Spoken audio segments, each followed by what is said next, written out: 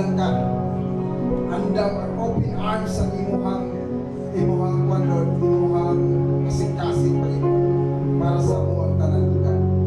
Ang Lord, himayaon na mo, dahil ko ng imong ngalan sa walay katapusan, Panginoon. Maayo ka nga Diyos, buhi ka nga Diyos. Lord, hindi ka nagbabago, Panginoon. Ikaw pa rin, Panginoon. Ikaw pa rin ang Diyos ni Abraham, Diyos ni Isaac, o Diyos ni Jacob. To 1,000 generation, Panginoon. Ikaw pa rin ang aming Panginoon. Lord, napakabuti mo. Wala kang katulad, Panginoon. Karong kabutagong, Lord, aniya ang among mga kasing-kasing, aniya ang among mga huna-huna, o God. Among ihatag, Lord. Ang among pagsimba, pagdaig di kanimo, papasalamat, o God. Na Lord, sa tanan, sa kabila na among ipagdaanan, mabuti ka.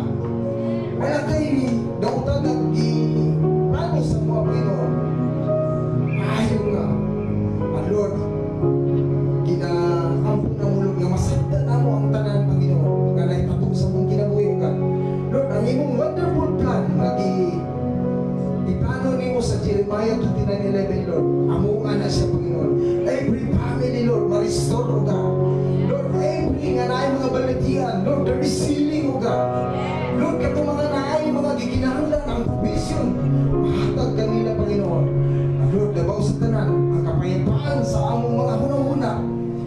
Lord, kalipay sa kasing-kasing, magpatayon sa pag-alaga di ang kalimugan. Lord, thank you, Lord, for your goodness and mercy, God. Karong adlaw, Lord, maitaas ang imong ngalan, God. Lord, wala na mo kalimti ang among nasod, Panginoon. Patayon, ikaw ang siyang, Lord, nag-control. Ikaw ang naghatag ka na mo, ka ng leader, Panginoon. Lord, natagisin ka ng mga right decision sa iyang kinabuhin ka, sa iyang circles of friends. Lord, thank you, Lord, na mabuti ka sa lahat ng panahon, Panginoon. Lord, Luzon, Visayas, Mindanao, we pray for salvation, Panginoon. Wag na mo kalimti ang amang syudad, Panginoon, na nagpadayon ang Kadayawan Festival, O God. Lord, thank you, Lord, sa imong protection, O God. Bawat sulok, O God, mga borders, walang makapasok na mga dautan, O God. Kung naamang galing ang gustong samok sa among syudad, Lord, i-expose nila, Panginoon. Lord, thank you, Lord, na doon na tayo mga layunin sa among syudad, sa among nasod, Panginoon. Thank you, Lord. Napakabuti mo. Lord, labaw sa tanan, paniya, ang among mga kasing-kasing, among mga huna-huna, dawat sa imong words, God. I-bless mo ang imong lingkod, O God. Your servant, O God. Lord, anointing sa iyang lips, O God. Sa iyang i-deliver niya ang iyang words, O God. Thank you, Lord, na masabda na mo ng tanan. Mag-isuki sa among mga kasing-kasing huna-huna. Tubo ni siya, Panginoon. Dili ni siya makaawat sa kaaway. Kapag mabunga siya, 100-fold sa among kinabuhi. Lord, we will praise your name, we bless your name, in Jesus' name. Amen.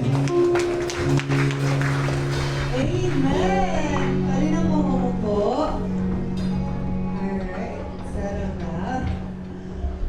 Isa ngang malakas na hallelujah na may kasamang palakpak para sa ating buhay na Diyos.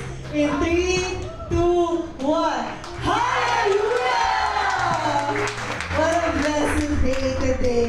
And before our announcement, may tanong lang ako, meron ba tayong mga first-timers? Pwede ba itaas sa mga kamay? First-timers? Kung meron po, welcome po sa Words of Life Davao. Masaya kami na makasama kayo ngayong araw na to. At sa ating mga manonood din, kung first time mo, masaya kami na makasama ka ngayong linggong ito. And for our announcements, our Sunday worship po starts at 9:30 a.m. at sa afternoon naman po ay 2 p.m. Sa mga hindi po makakasali, meron po tayo online service. I-follow lang po ang ating Facebook page and Words of Life Davao Christian Ministries Davao.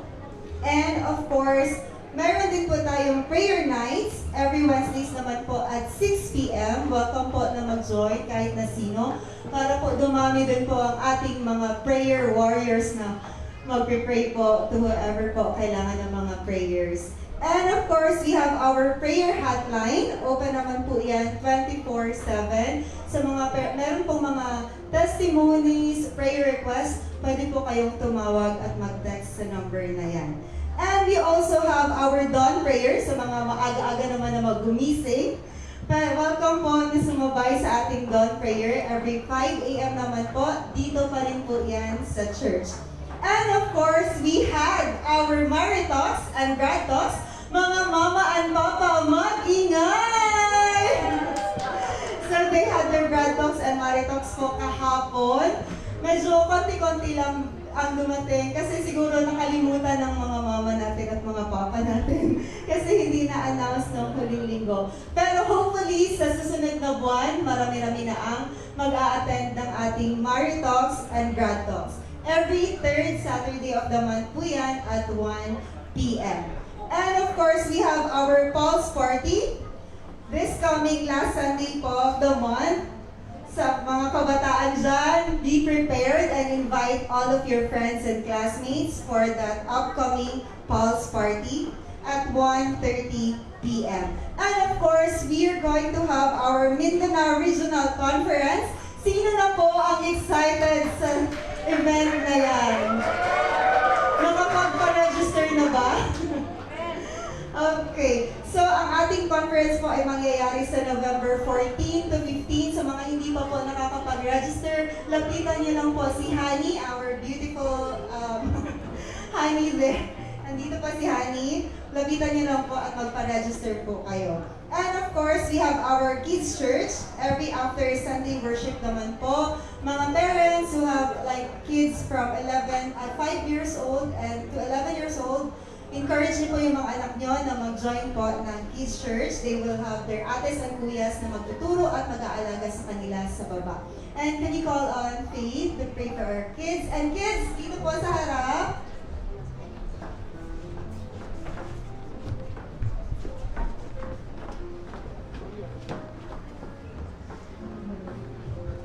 Test. Sige kids, aling mo dali sa tubangan para mapag-pray.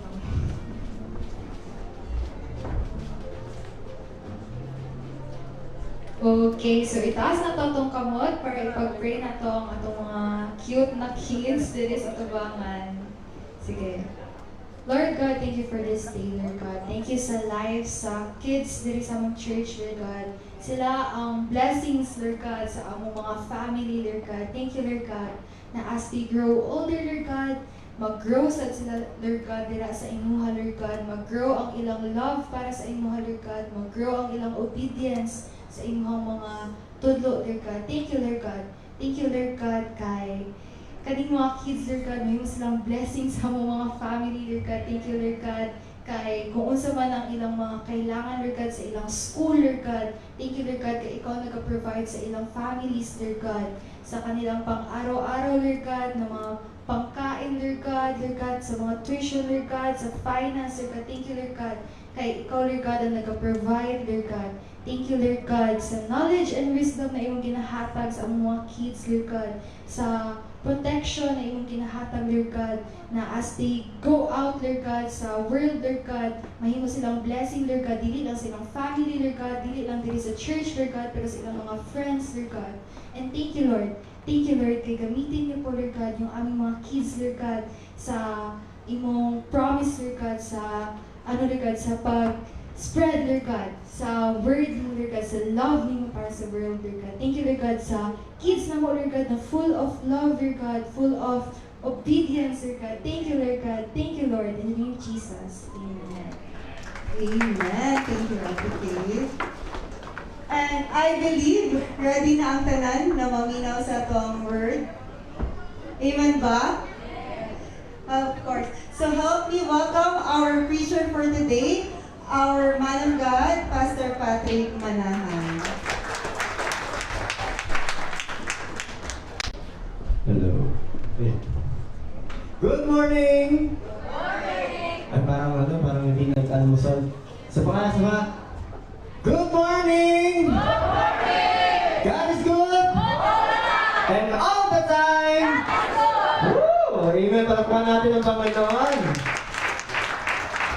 Amen. Nakaka-bless kasi may mga bagong faces ako ngayon. At the same time, ayan, come back. Talagang na-miss namin. Na-miss natin to, amen. Ayan, pwede po ba natin palakpakan si Lord sa buhay? Kuya Ate Jackie and Kuya Reniel, welcome home, welcome back. Ayan, alright. So, grabe no, na-miss natin sila. We are so happy to see you, Ate and Kuya. At si Kuya Mami din pala, hindi ko napansin. Ay, Kuya! Woo! Hindi ko napansin eh. Ayan. Alright, alam kong na-miss nyo din ang bawat isa. So, syempre, alam na natin gagawin. Na-bless ka kanina, i-share mo naman. So, tara, tayo and let's bless somebody. Paramihan. Ayan, tayo po tayo. Kamustahin mo siya. Tanungin mo kung anong pangalan niya. And kung gusto mo, speak blessings sa kanya. Alright.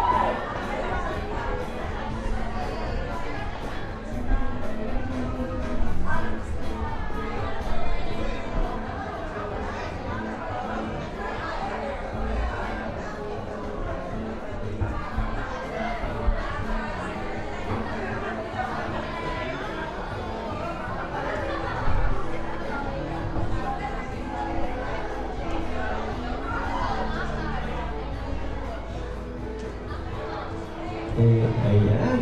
Good morning, everyone. Diba, parang kanina, medyo maganda naman kayo eh. Ayan. Talagang na-miss nyo bawat isa, oh. Parang kulang pa yata, no? Kulang pa. Sige, continue na lang natin, ilibre nyo na lang mamaya sa McDo, yung nakausap nyo kanina. Amen, di ba, kanina naman medyo magaganda at gwapo kayo, pero parang after yata ng kamustahan, mukhang mas lalo kayong pumogi at gumanda, no? Tingnan mo yung katabi mo. Tingnan mo at bigyan mo naman ng matamis at magandang ngiti. Alright. Amen. God. Welcome po sa ating church, sa ating celebration sa araw na ito. And I hope you are ready. Sino nang ready dito? Para konti lang. Sino dito ang ready? Amen! Sumigaw ng Jesus! Jesus! Oh, ready na sila, Lord. So come on, pray muna po tayo. Let's pray. Father God, we thank you, Lord, for this time, O Lord God.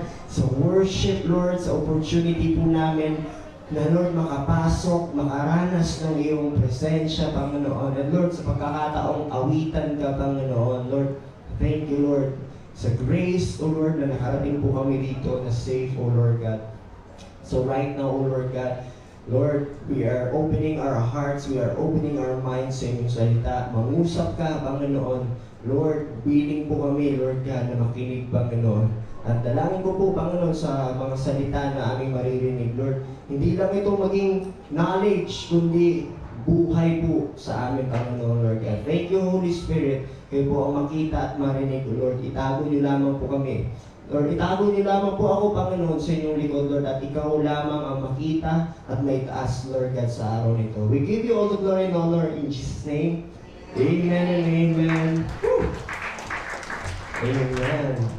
So natapos po ang ating series last time. Ano po yung series po natin nung last Sunday?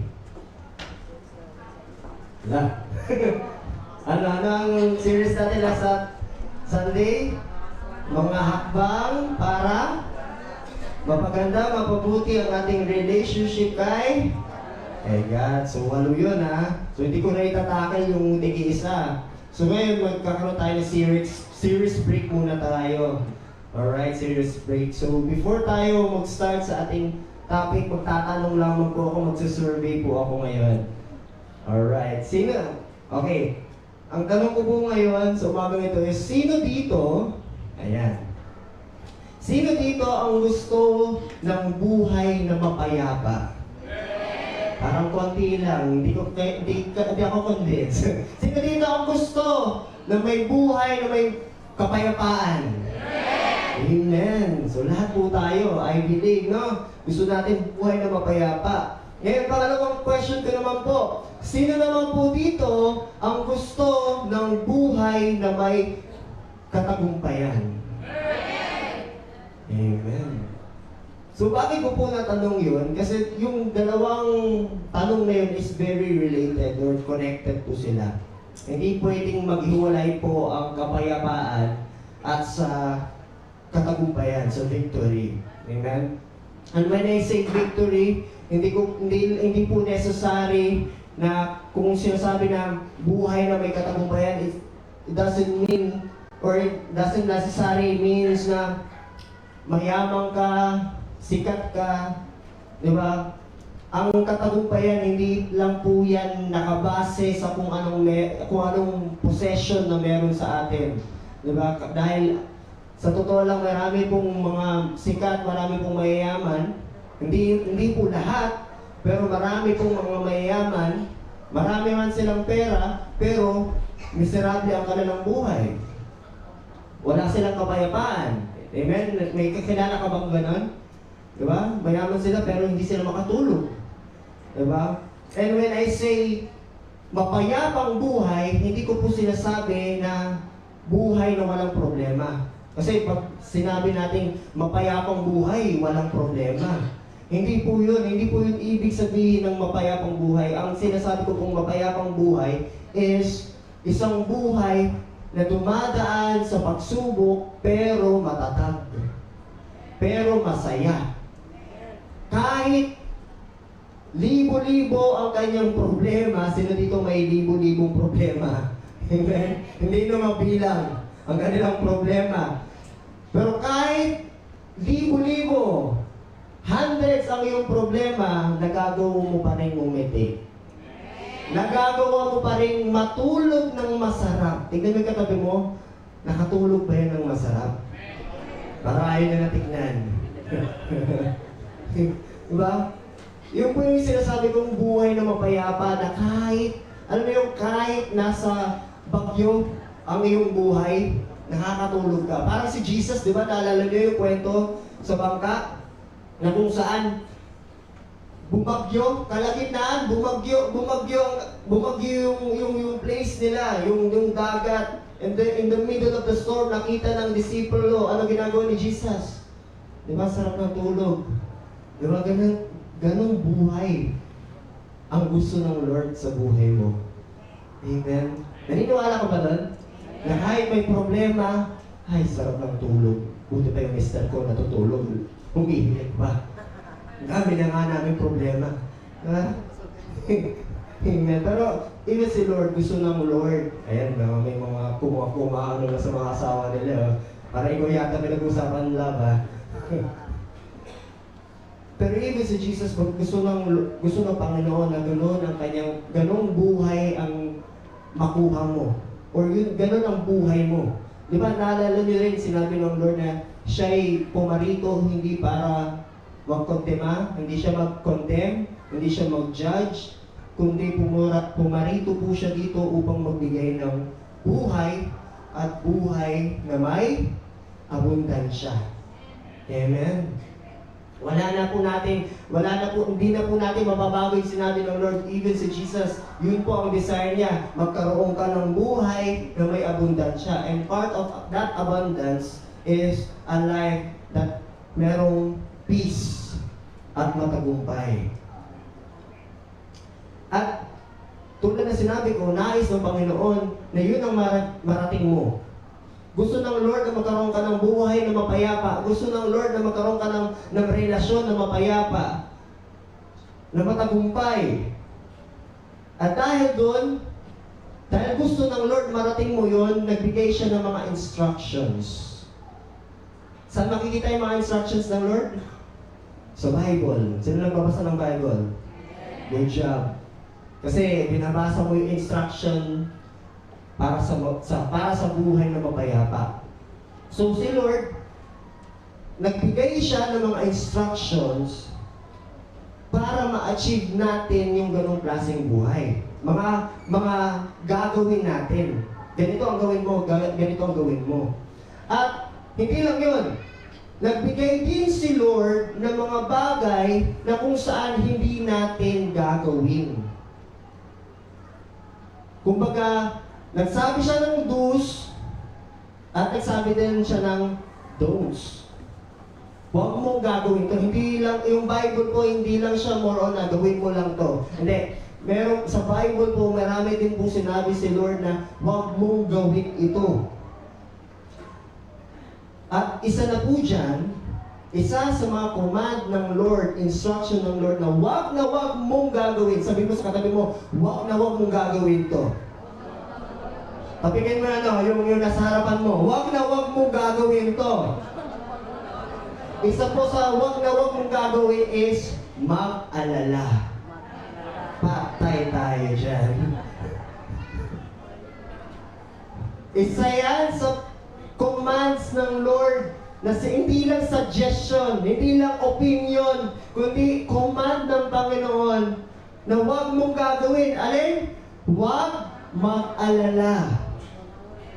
Sa English, do not worry. Amen. Sa dati mababasa to, mababasa po natin ito sa Matthew 6, verse 25 to 34. Medyo mahaba pero kakayanin. Alright, let's all read. Matthew 6, 25 to 34, sabi niya doon, that is why I tell you not to worry. Sabi mo sa kanila mo, sinasabi ko na nga, we. That is why I tell you not to worry about everyday life, whether you have enough food and drink or enough clothes to wear. Isn't life more than food and your body more than clothing? Look at the birds, they don't plant or harvest or store in barns. Your heavenly Father feeds them. And aren't you far more valuable than they are? So sinasabi ng Lord, huwag kang mag-alala. Huwag kang mag-alala. Bakit? Kasi, tignan mo yung mga ibon, sabi niya, nagbigay siya ng picture para malinaw. Kasi to see is to believe. Madalas ang tao, tama. To see is to believe. So, nagbigay siya ng picture. Anong picture na ginamit niya? Tingnan niyo yung mga Maya. Actually, yung isa ang ginamit ng Lord na example na bird ay hindi agila. Wala siyang, tingnan mo ang agila, hindi. Ang ginamit niyang specific daw na birds dito sa story na ito is yung pinaka-least, yung pinaka, ano yun, parang walang silbi. Parang pinaka, ano yun, kung ibebenta mo yan, walang bibili. Ay, yung mga Maya. Di ba nakikita nyo? may nagbebenta bang Maya dito? Yung kulay brown? Di ba wala? Kasi parang sa tingin natin, parang useless, parang walang bibili. Pero sabi niya, kahit yung mga ganitong klaseng ibon, mahalaga sa Panginoon. Pinapahalagaan ng Panginoon. How much more, sabi niya doon, how much more ikaw? Diba? Ikaw. Pagkasabi sa katabi mo, ikaw yun. Ikaw yun. Aren't you far more valuable to Him than they are? Can all your worries, sabi niya dito, can all your worries add a single moment to your life? And why worry about your clothing? Look at the lilies. Ito rin naman, may bagong picture na naman. Mga lilies, mga bulaklak. Hindi po orchid. Hindi po roses. Ang lilies of the field, ito yung mga bulaklak na galing sa mga damo-damo. Diba yung tinatapak-tapakan? Sabi niya, look at the fields. Lilies of the field and how they grow.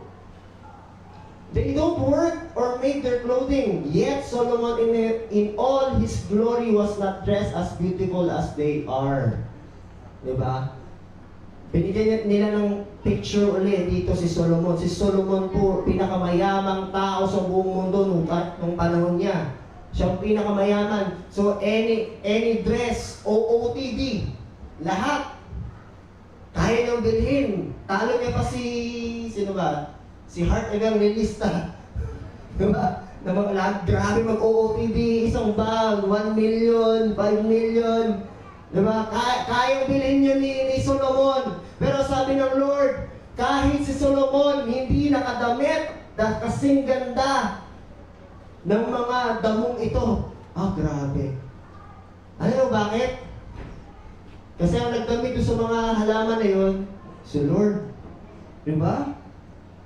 So sabi niya, and if God cares so wonderfully for wildflowers that are here today and thrown into the fire tomorrow, He will certainly care for you. Diba? Kung sila nga pinapahalagahan, how much more ikaw? Why do you have so little faith? So don't worry about these things, saying what will we eat, what will we drink, what will we wear. These things dominate the thoughts of unbelievers, but your Heavenly Father already knows all your needs. Next, seek the kingdom of God, paano daw? Above all else, and live righteously, at ang anong promise ng Lord? And He will give you everything you need. Amen? So sabi niya rin dito, so don't worry about tomorrow, for tomorrow will bring its own worries. Today's trouble is enough for today. So ang title po natin sa umagang ito is From Victims to Victors. Winning the battle of worry. Sino dito ang biktima na ng pag-aalala? Parang ayaw yung iba, ayaw Sino dito, dumating dito, may inaalala? Thank you for your honesty. Amen. Sabi meron daw, sa mundo daw may tatlong klaseng tao. Yung unang tao, nag-aalala siya, pero masaya siya. Katabi mo ba yun? Nag-aalala siya, may inaalala siya, pero masaya siya. Sana lahat po tayo ganun, no? May problem, may pangangailangan, pero nakakangiti. Hindi nagre-reklamo. Nagpa-praise the Lord. Amen? So, yun yung unang tao. Ang pangalawang tao, may inaalala, may worries, nag-aalala, at patuloy na nag-aalala. Kumbaga, vision niya ng mag-alala. Tingnan yung katabi mo ulit. Vision niya ba mag-alala? Kuya, medyo malaki na nga yung kabila yung kabilang eye bag, yung parang, Diba? So, ano yung unang tao? Unang klase ng tao? Nag-aalala, may alalahanin, pero masaya. Yung pangalawang tao, nag-aalala, may alalahanin, pero patuloy pa rin nag-aalala. Ano yung pangatlo? Walang alalahanin, walang problema, pero nag-aalala. Wala siyang wala naman siyang kailangang isipin, pero grabe yung overthinking siya. Parang, ano kaya to? Parang, pati yung problema ng kapitbahay niya, pati siya na ang umako. Siya na ang umako mag-isip. Paano sila kakain? Di ba? Sino yung ganun? Pati problema ng iba, inaako mo. Amen. Amen. Di ba? Inaako eh. So sabi ng Panginoon, na tayo dapat mamuhay na walang pag-aalala. Or, sa totoo lang, hindi niya naman sinabi ni Lord, wala naman sinabi si Lord na hindi darating sa punto na wala kang alalahanin. Darating sa panahon, sa aking pagbubulay, sa aking pakikinig about this topic, hindi sinabi ng Lord na hindi ka dadaan sa mga bagay na aalalahanin. For example, lahat naman tayo may alalahanin. Tama? Yung iba dito, lalo ng mga magulang, diba, nag-iisip, anong ipapakain? Ano yung paaral, enroll, baon, pamasahe. Diba? Sa mga estudyante, parang dito na yata, first day of class na, diba? Nag-iisip, may pamasahe pa kaya ako, may baon, anikit ang baon ko, lalaki pa kaya ito. Sino dito may mga estudyante ganun? Diba? Sa mga iba, sa mga nagtatrabaho, diba? Nag-iisip, aasenso pa ba ang buhay ko? Aasenso pa ba ang business ko? Yung iba, inaalala nila yung asawa nila. Diba? Ayaw tumawa ng iba dyan eh. Kasi baka Diba? Yung iba, inaalala, mag-aasawa pa ba ako? Sino dito nag-aalala na mag-aasawa pa ba ako? Sana walang kabataan na magtaas ng kamay. Huwag muna. Garang ka muna. Yung iba, kalusugan. Nag-aalala kayo sa kalusugan. Diba? So, in other words, sinasabi ko po dito, hindi po sinabi ng Lord na wala nang darating. So, pag tinanggap po si Lord, wala nang darating na alalahanin. Pero ang sinasabi ng Panginoon, kung may dumating man na mga pangangailangan, do not worry. Huwag mong i-meditate yung problema. Huwag kang mag-worry, huwag kang mabala ka. Kaya, mabala ka. Diba? Huwag kang mag-alala. It is a command, hindi siya suggestion. Inuutusan tayo ng Panginoon. Pastor, Kuya Pat, concern lang naman ako. Concern lang naman ako sa pamilya ko. Concern lang naman ako sa grades ko. Kaya ako nagpapanik. Kaya ako nagsisipag. Concern lang naman ako. Ang concern at ang worry, sa tingin natin, very connected, very related, pero sa totoo lang, magkaiba po ang concern ka sa worry ka. Kasi ang concern daw po is out of love. Pero ang worry po is out of fear. Paano mo ba masasabi, Pastor, na yung concern ko ay nagiging worry? Una, sobra ka ng takot. Takot ka ng umabsent, takot ka ng ganito, takot ka ng hindi ka na makatulog, hindi makatulog sa gabi, sa kakaisip, sa mga kabataan hindi nila mag-gets. O ano yun? Nahalata ko kasi ng mga ko dyan. Hindi makatulog sa gabi, meron ng takot, hindi ka na makatulog. Yung concern nagiging worry kasi meron ng fear. Hindi ka na makausap. Pangalawa, paano ang concern nagiging worry kapag ang priority mo nababago. Yung rest napapalitan ng work. Diba? Sino pong ganyan? Diba? Mag-work, hindi wala ka ng rest. Pero priority mo din mag-rest. Kailangan mo din ng rest. Pero dahil takot ka, na baka mawala ka, takot ka, maubusan ka, takot ka na may mangyari, sige na lang, sige, sugod. Priority, yung priority mo na shift. Ibig sabihin po nun, yung naniniwala po ba kayo priority si Lord? Amen? Sa sobrang worry na natin, Pastor, kailangan ko magtrabaho. Pwede bang ganito, sa susunod na lang, nalileft out na natin si Lord. Yun, priority po, naiiba po ang priority.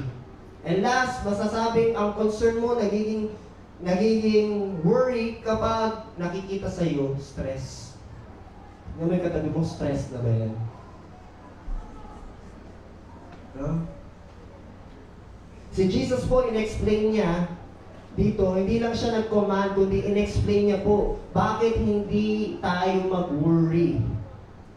Hindi lang siya nag-utos na, huwag ka mag-worry, tapos na. Hindi po.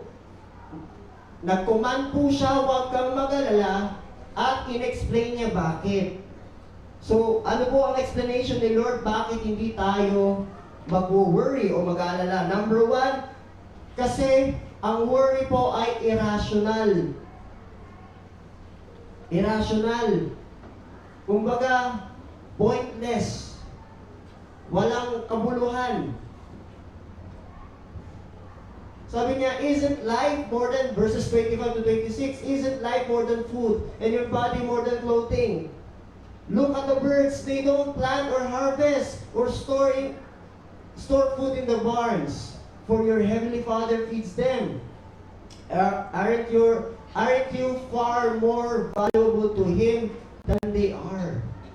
So parang walang silbi ang pag-worry. Bakit? Mahalaga ka sa Panginoon eh. Tama. Mahalaga ka eh. So why worry if you are important?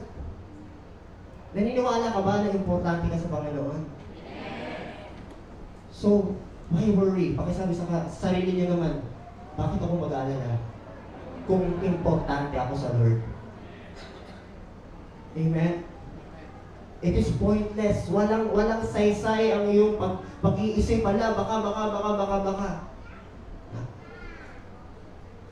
Sabi ko nga po ulit, hindi ko po sinasabi, huwag na po tayo magtrabaho, huwag na po tayo mag-aral, pero huwag niyong hayaan na ito yung kumontrol sa atin, na nakakalimutan na natin kung sino tayo sa Panginoon at kung sino si Lord sa buhay mo. Amen? So it is irrelevant, irrational. Number two, in-explain ng Lord na ang worry ay ineffective.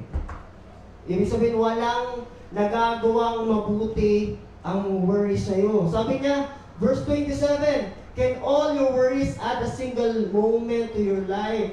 Ang sinasabi niya doon, kaya ba pahabain ang iyong buhay ng worry?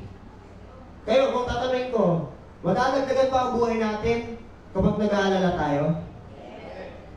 Pero naniniwala ba kayo na mapapawasan ang ating buhay pag tayo ay nag-worry? Di ba? Bakit? Kahit even science, psychologists, mga matatalino, convinced that yung worry po, nakakasama. Nakakasama po. Ang isa sa mga effect ng worry sa atin, ito, bibigyan ko po kayo ng mga effect ng worry. Ito, effects of worry sa ating sa ating buhay, sa ating katawan. Sleep problems, fatigue, difficulty concentrating. Diba? Hindi, parang wala sa focus. Cardiovascular problems. Dati wala kang sakit sa puso, pero dahil sobrang stress, ginawa mong bisyong stress or worry, nagkaroon ka na. Ikaw na tuloy ang kauna-unahang may sakit sa puso sa pamilya. Bakit? Kasi nag-worry ka. Weakened immune system. Meron pa dito. Actually, hindi ko nalagay. Irritable. dito, may kakilala na pag-stress. Irritable. Kaya tingnan mo yung katabi mo ha. Nasa likod na, baka hawain ka ng katabi mo. Irritable ba yan? Alam nyo na. Alam nyo na. Sabihin mo na lang sa kung asawa mo yan. Stress worry ka, no? Stress ka, no? Sasabihin naman ng asawa, oo, stress na stress ako sa'yo. Huwag naman. Love lang. Pero sabi ng Panginoon, even si Jesus, sabi niya, walang madadagdag sa buhay mo. Walang magagawang mabuti ang pag-iisip. Yes, concerned ka. Yes, magplano ka. Pero wag kang ma-stress. Wag kang mag-worry. I-surrender mo sa Panginoon ang iyong plano. Yun yung the best way. Kung magpaplano ka lang. Kung nagpaplano ka sa pamilya mo, ang the best na gawin mo, i-surrender mo yan sa Panginoon. Amen? Sino dito may plano sa buhay? Bigay mo sa Panginoon yan. Amen. So ineffective, walang magagawa sa'yo. Actually, nakakalungkot po. Ang isa pong effect ng worry is marami na pong namatay dahil sa worry. Worry na hindi makabayad. Worry na walang nagmamahal, baka walang mamahal. Diba? Maraming namatay, maraming na nagkasakit at namatay. Amen. So, ineffective. Number 3, in-explain ng Panginoong Jesus na ang worry ay irreligious. Pakisabi, irreligious. Pag sinabi mong irreligious, nawawala ka na ng belief. Bakit mo nasabi, Pastor? Sabi nga verse 31 to 32, so don't worry about these things, saying what will we eat, what will we drink, what will we wear. These things dominate the thoughts of sino? Unbelievers. But your Heavenly Father already knows all your needs. Ang sinasabi ni Jesus, ganito ang ginagawa ng mundo. Mahilig ang mundo mag-worry. Huwag mo nang tularan. Huwag mo nang gayahin. These thoughts, these worries, yan ang nagdodominate, yan yung nag-ahari sa nila, sa mga unbelievers. So kung gano'n ang nangyayari sa atin, nadodominate, inahiya natin mag-dominate tayo ng pag-aalala, anong pagkakaroon natin sa unbeliever? Pero sino dito naniniwala, iba tayo sa unbeliever? Alam niyo bakit? Kasi meron tayong Diyos na malalapitan. At talagang very close tayo sa Panginoon. Kaso nga lang, kapag nag-worry tayo, parang sinasabi mo, wala si Lord. Wala si Lord. Nakakalimutan natin, ako nga pala. Meron pala si Lord. Amen? So, kasabi sa katabi mo, huwag ka nang mag-alala. Nawawala ang pagiging Christian mo dyan. Amen? Amen? So, sila dito ang magbabagong buhay na. Hindi na mag-worry. Dumaan man ang worry, pero hindi mo na, hindi. Meron akong Diyos. Amen? Amen. So, sabi ko nga kanina, balik tayo sa title natin. Ang title natin is From Victims to Victors. I believe, dumating din tayo sa punto na tayo ay naging mga biktima. Biktima ng pag-aalala. Pero sa oras na ito, sa araw na ito, gusto na ng Lord, matigilan na yan. Kung ngayon, biktima ka pa rin ng pag-aalala, ngayong araw na ito, gusto ka na ng Lord magkaroon ng breakthrough. Ikaw yung Kristiyanong hindi nag-aalala, at the same time, ikaw yung Kristiyanong may